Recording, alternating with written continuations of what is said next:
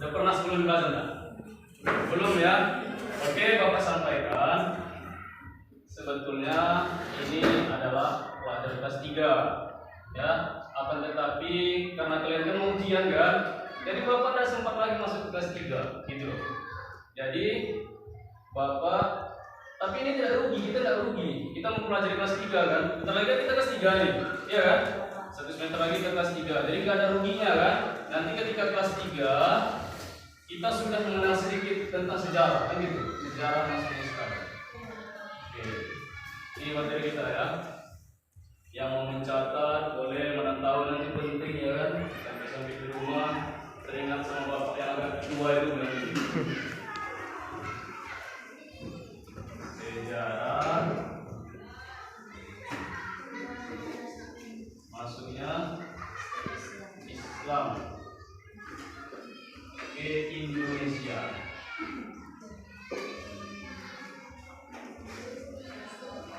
Kalau berbicara tentang sejarah, apa kira-kira yang ingat Anda semua? Apa yang terpikir di hati kita, pikiran kita kalau berbicara tentang sejarah?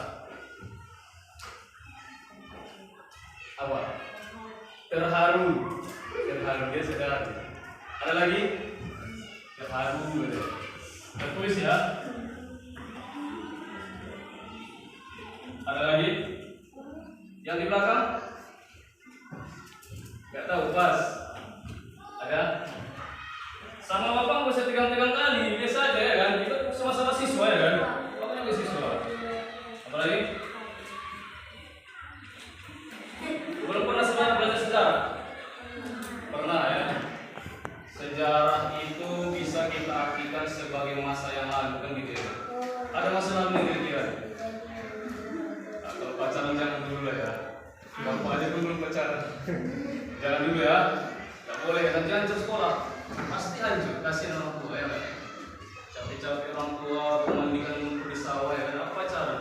Tiba-tiba sampai selesai. Ya kan? Di belakang mau jadi polisi kan? Oke, sejarah adalah masa yang lalu yang jelas terjadi. Gak bisa dikarang-karang ya. Nah, jadi salah satu sejarah masuknya Islam di Indonesia jelas terjadi. Itu makanya kita Islam. Kalau tidak melalui ini, mungkin kita belum Islam. Mungkin aja beragama Hindu, ya kan? Buddha, Kristen, Katolik, Konghucu, apa lagi? Apalagi agama di Indonesia? Protestan, banyak lah ya. Itu di Gunung Tua banyak Kristennya ya. Pernah Gunung Tua? Iya, banyak Kristennya. Oke, sejarah masuk Islam di Indonesia. Jadi ada buku yang bernama, yang mengarang itu namanya Ahmad Mansur Suryanegara. Nama orang ini yang mengarang buku. Ahmad Mansur Suryanegara. Kalau jelek-jelek sedikit tulisan bapak maaf lah ya. Oke. Inilah nama orang pengarang dari buku ini yang kita bahas ini. Jadi kalau kita menyampaikan sesuatu itu harus ada bukunya jelas, supaya ketika mereka orang lain tidak percaya dengan kita, saya ada buku gini gitu, ya kan? Ini saya ada buku gitu. Jadi seolah-olah kuat jadi pendapat kita itu bisa diterima. Kalau nggak dengan buku, contoh, mencuri itu dosa kan? Dari mana dapatmu gede kan? Nggak boleh, harus ada buku yang bisa gitu. Jadi inilah nama bukunya, Mansur Suryanegara pengarangnya, yang judul bukunya Merenungkan Sejarah. Nah, ini judul bukunya. Ini sebetulnya Bapak sampai kepada pelajaran kelas 3, tapi tidak ada lagi yang kita pelajari ketika Anda kelas 3 pernah belajar tentang ini kan gitu. Bersejarah. Jadi dari buku ini mengatakan, di dalam buku itu dikatakan ada 3 teori, 3 letak masuknya Islam di Indonesia. Yang pertama, nama kotanya Gujarat. Gujarat berasal dari, tahu nggak? Berasal dari India. Kalau India tahu ya? Iya kan? India tahu kan? Koi mil gaya. Koi mil gaya. Sampai situ aja ya. Oke ya. India. India, ya. India mengatakan masuknya Islam ke Indonesia itu pada abad ke-13. Kira-kira kita pada abad ke-13 ini mana kira-kira? Belum ada ya. Oh, ya, abad ke-13 dan pembawanya berasal dari India. Orang India lah. Kenapa orang India bisa masuk ke Indonesia? Ya, seperti kita dengar, pasti kita pernah dengar bahwasanya masuk ke Islam ke Indonesia itu melalui perdagangan. Itu masih Islam dulu, perdagangan. Jadi jasa-jasa orang pedagang itu luar biasa. Jadi jangan malu ya, pedagang ya. Termasuk orang yang masuk ke Islam ke Indonesia adalah orang-orang pedagang ya. Jadi India itu mengatakan, kenapa bisa diakui teori India? Kenapa bisa diakui orang India yang masuk Islam ke Indonesia? Ternyata teori ini mengatakan bahwasanya bangsa Arab ataupun negara Arab tidak berperan, tidak ada peran yang memasukkan Islam di Indonesia, sehingga ini tidak diakui oleh India. Tidak diakui dia, karena perannya tidak ada. Tapi pedagang-pedagang India yang sangat berperan, yang memberikan dakwah itu pedagang India. Dan ini kemudian ada satu lagi didapati makam daripada Sultan Samudra Pasai. Pernah dengar nggak nih? Samudra Pasai? Enggak. Oke, kita catat ya supaya nggak lupa. Samudra Pasai. Ini nama kerajaan, ya kan? Sedangkan nama orangnya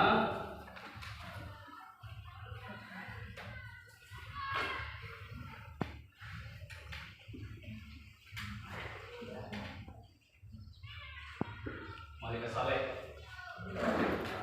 Iya. Yang mana batu nisannya itu berciri khas gambar-gambar dari Gujarat atau India. Jadi batu nisan dari Malik Saleh ini, gambar batu nisannya itu tulisan India. Itulah makanya dia masuk ke Indonesia. Oke.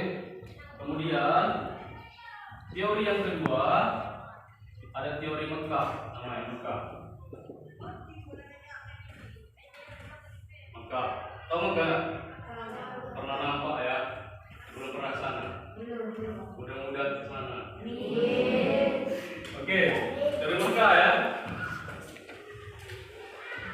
Teori Mekah mengatakan pada tahun 674 Masehi masuknya Islam ke Indonesia itu di Sibolga.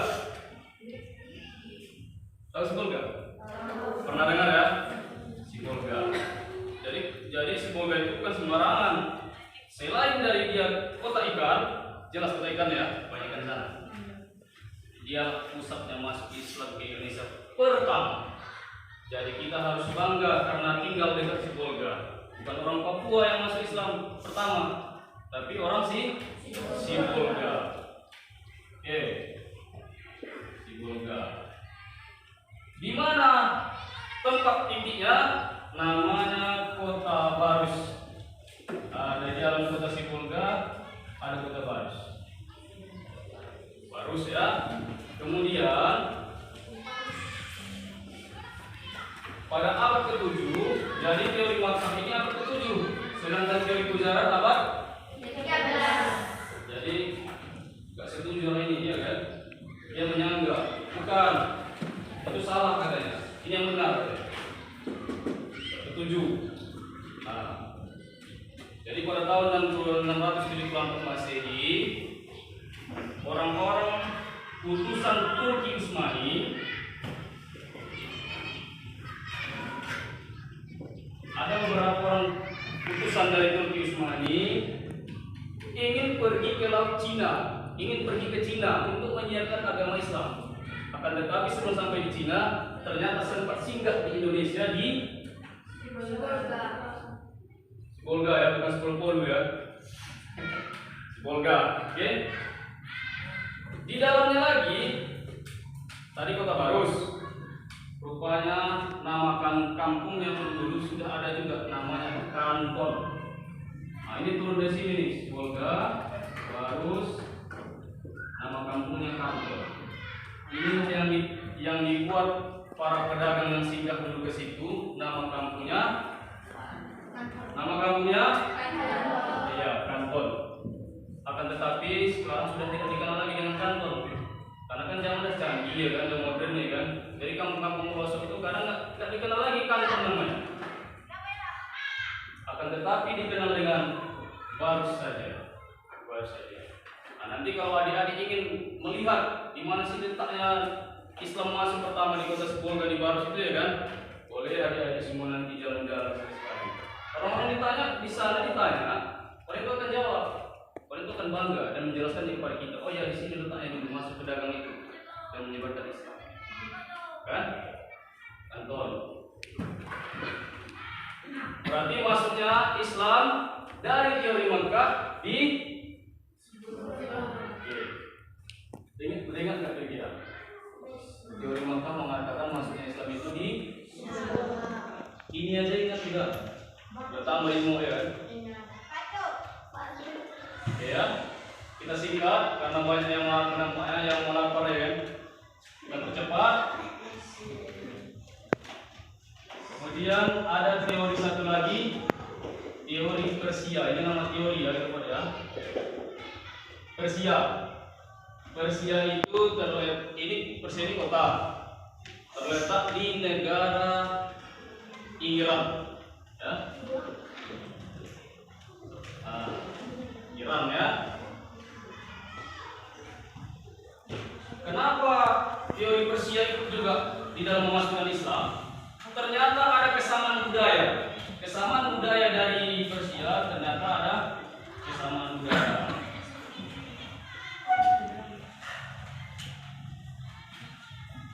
Teori Persia budayanya pada tanggal 10 Muharram, ya, 10 Muharram, mengingat meninggalnya Husain. Husain itu cucu Nabi, Husain bin Muhammad, ya, meninggalnya Husain pada tanggal 10 Muharram. Ini kita ingat. Jadi cara mengingatnya adik-adik semua, kalau mujarab pada abad ke-13 kerajaan Samudra Pasai. Kemudian teori Makkah di nama kotanya, nama kampungnya, itu aja kita ingat. Tidak banyak-banyak, ya kan? Kalau Persia adanya kesamaan budaya. Di mana budaya orang itu 10 Muharram mengingat meninggalnya Husain, cucu Nabi. Yang kedua, jadi tadi kan katanya kesamaan nih, berarti sama kan budaya Iran dengan Indonesia kita. Jadi di Indonesia mana budaya yang 10 Muharram kan gitu kan? Muharram kita biasa juga berpuasa di bulan 10 Muharram ya. Apa namanya?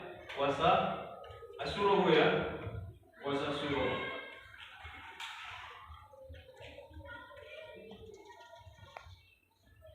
Puasa Asyura. Asyura artinya apa? 10. Ya. 10 Muharram Indonesia kan? Indonesia. Persia 10 Muharram meninggalnya sama-sama peringati. Ya, itulah.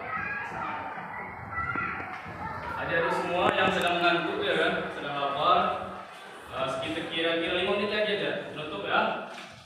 Dari beberapa yang Bapak jelaskan, walaupun penjelasan Bapak kurang tepat ya kan, belum sebaik jawaban dari Bapak Guru tadi kan. Bapak juga masih belajar ya. Silakan anak-anak semua baca-baca dari tempat duduknya. Bapak beri waktu 2 menit untuk menyiapkan pertanyaan. 1 orang dari laki-laki, 1 orang dari perempuan. Ya, boleh dilihat dulu, jualan aja kan. Boleh lihat dulu yang mana tadi yang tidak paham. Walaupun banyak yang tidak paham, jadi Bapak kasih 1 pertanyaan saja. 1 laki-laki, 1 perempuan. 2 menit ya. Silakan ditengok.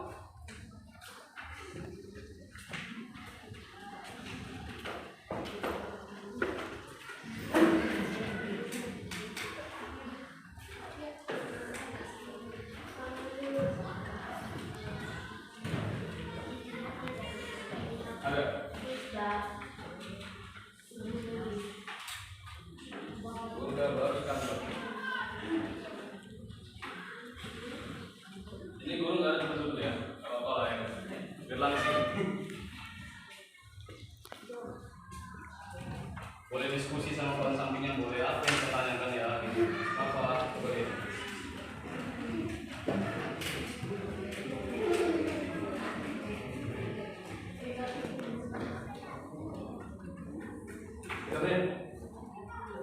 Tiga menit.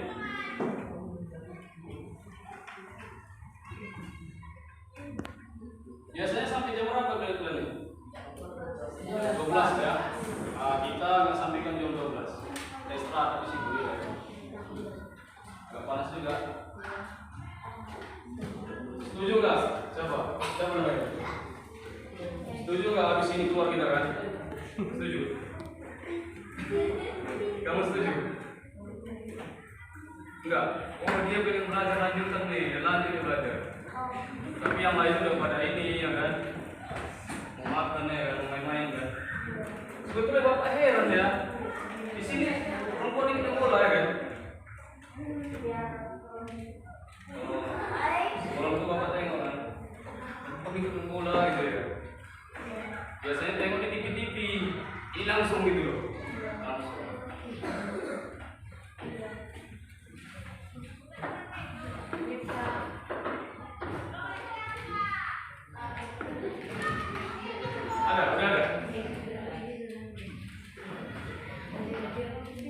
Ada? Oh permisi, boleh. Oh permisi, ya kira bertanya. Siapa adik-adik yang udah pernah nampak Bapak di mana gitu? Gak pernah ya? Bapak pun baru semalam kemari. Semalam gandeng Bapak kan? Berdua di Bapak sini. Bapak juga heran juga sih, ternyata masih banyak lagi kampung ke dalam gitu ya kan. Bapak hanya sampai ke Simpang Longan. Apa namanya simpang itu? Buta atau kamu? Buta Toma. Pokoknya sampai di situ gitu. Bapak ke situ jualan nasi dawet. Tapi sekarang nasi dawetnya nggak ada lagi. Ada? Oke. Silakan lagi-lagi ada pertanyaan. Yang di belakang ada pertanyaan? Tidak ada. Ketua, ini ketua kelas nggak? Nggak ada. Yang perempuan?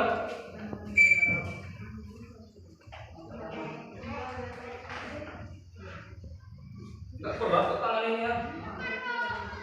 Kalau Bapak dulu pas SMA, SMP, pas ditanya tuh, siapa bertanya? Jangan lama-lama mantapnya berat nanti. Berani. Ya, ada? Kamu? Gak ada? Pas? Gak nyesel ini? Oke, mudah-mudahan walaupun sebentar mudah-mudahan paham ya. Walaupun nggak paham, itulah kekurangan daripada Bapak, belum bisa menjelaskan sebagaimana guru-guru yang pada umumnya ya kan. Kita juga masih belajar. Terima kasih pada adik-adik semua telah memberikan kami waktu, kesempatan.